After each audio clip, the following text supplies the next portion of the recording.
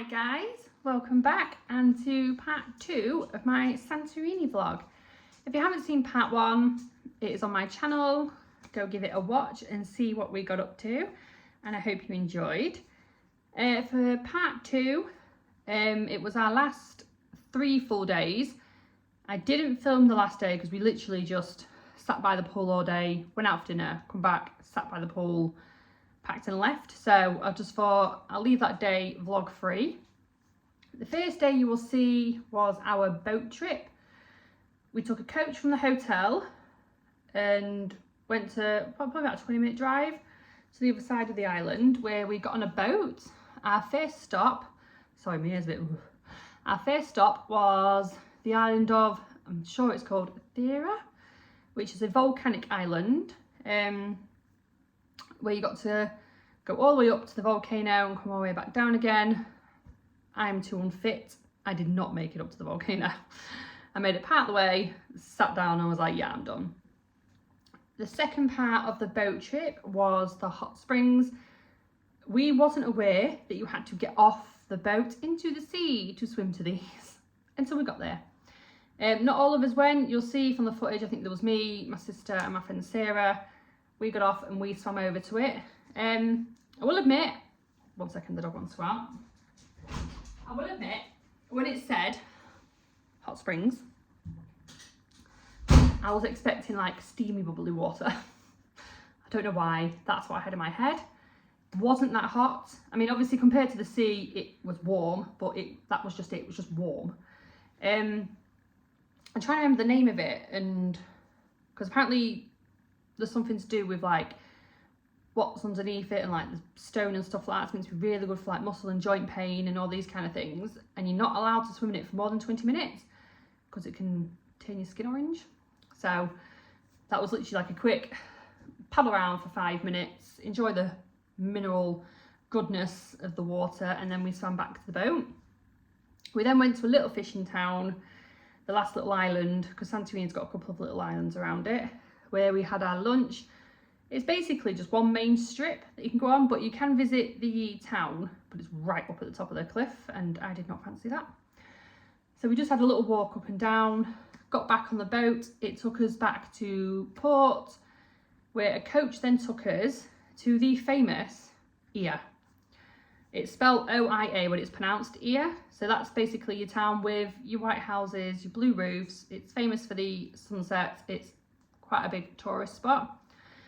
So we walked around a little bit around there, and then we went down to where the sun sets to try and get a really good spot, which you'll see from the footage. It was beautiful.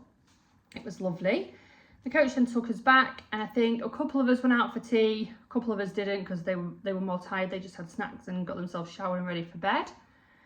The next day, we had a coach trip. Now on that coach trip, we went up to see a monk's monastery. We wasn't allowed in the actual monastery where the monks are, but we went up like this hill bit to see, you could see all of Santorini, like from the top you could see everywhere, which you will again see from the footage. And we was allowed in like this little churchy thing, but you wasn't allowed to film in there. They give you shawls to cover up because you weren't allowed like your arms out and things like that, so it was quite strict. We then went to like a little old town where we got to go, we did go in another church. We walked all the way up again with a great view, and she was explaining like this metal cross thing that was attached to the side of the building. So basically, a certain point of the year, they all light candles, and if you look at it from a distance away from it, the candles are all in the shape of a cross, or the lights. So that's quite good. I can't remember what it was for though. We ended up stuck there because the bus broke down, so we were stuck there for an hour. So we just went and nipped and sat somewhere and got a drink. We then went on to another little seaside town, which again you'll see from the footage, and we went and had dinner there. I should have filmed it. I'll have to maybe insert a picture in a minute. I had a Greek plate, which is basically a bit of everything. There was moussaka on it, stuffed peppers, something wrapped in vine leaves. There was an aubergine full of God knows what, meatballs. There was all sorts. There was absolutely all sorts on this plate, but everything was delicious. There was even like a mixture of something, and I don't even know what it was. No idea what it could have been, but it was absolutely delicious. After there, they took us back to here. No, we didn't. Sorry, I'm lying to you. We went for a wine tasting, pretty much back where the hotel was. That's where the wine tasting was. It was actually surprisingly really nice. I'm usually a white wine drinker. I obviously enjoyed the white wine. I actually enjoyed the red wine, but I really enjoyed the dessert wine. To me, it tasted like Vimto or Ribena, a bit like a Ribena kind of taste to it, which was actually really yummy. I really enjoyed it. Quite surprising to me. And then after the wine tasting, we got to like have 10-20 minutes to take a few pictures and things like that. And then we went back to Ear again. So again, there was the sunset, but me and a couple of the others, we'd already seen the sunset the day before. So of course we went the opposite way to see what was like around the other way and around all the shops and stuff. We made most of the more time being able to look at like what was actually about. And like I said, like the shops and things like that, which was really nice. The coach then brought us home. I'm trying to think, did we go out for tea that night? We might have done. There was a whole lot of food eating on this trip. Yes, we did. We went to the Captain's Corner, which is quite, if you look on the Facebook groups and stuff for Santorini, it's quite a well, like, people go on about it and how good the food is, and it was. Oh, my food of the whole week was definitely the feta in hot honey. Oh my God, right, 1 second. Oh my God, the feta in hot honey. So good. So not good for you, but it was so good. And then like I said, we did our last day. We flew at 8:30 at night, so we had pretty much most of the day before getting picked up, which was good. So we just made the most of the sunshine and relaxing. We got packed and got the room sorted, dropped our suitcases off, and we just laid by the pool. Some of them went and laid by the beach. Some went down the shops and did a bit more shopping. We all just kind of did our own thing, really. I spent the entire day just relaxing because I knew I was coming home to Dan, 2 kids and the dog. So I was like, I'm going to relax while I get the chance to relax. But we booked all of our things through, is it Get My Guide, I think it's called, which is quite a good website. So that is what we did. I don't know if I've already mentioned or not, but we booked our holiday through Grimsby Travel Agents. I think it was that. Grimsby Travel Agent, it could be. For a woman called Jill. We booked everything through there and went with EasyJet, so everything was dead easy, dead simple. She did all the like booking ins for us when it was time to like book in when you get your seats and things like that. But yeah, all in all, we had an amazing time. That's just Toby having a drink. And I can't wait for my next holiday. But anyway, sorry for rattling on for 8+ minutes. I'm going to get on now with the footage, and I hope you enjoy, and thank you for watching.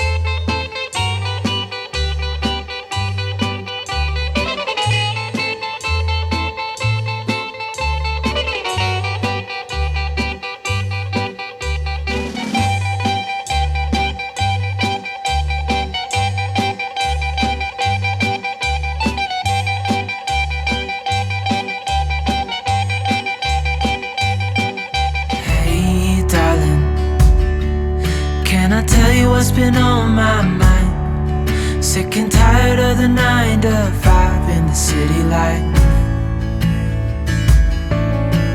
Hey darling, we could get out of town, see the beautiful world around, wanna see it now. Pack our bags and get in